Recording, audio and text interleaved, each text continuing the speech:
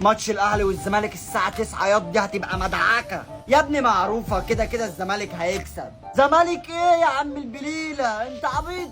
الزمالك ملوك اللعبه، كده كده السوبر بتاعنا. انتوا اخركم السوبر اللي بيتأزأز، لكن الكاس الاهلي كده كده واخده. ما هو فعلا الاهلي بياخده. هنشوف بالليل مين هياخد الكاس ومين هياخده يا بليله يا بواب، خطك ورا الباب.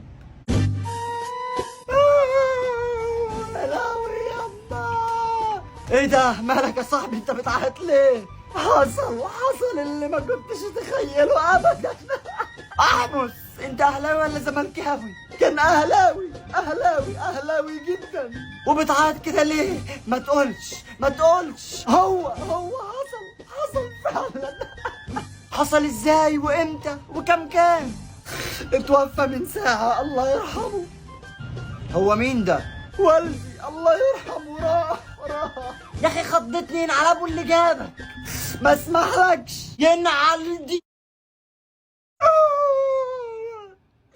يا لهوي يابا، على ميتينك يا عم. بتدق ايه؟ ده انت عايز تدق؟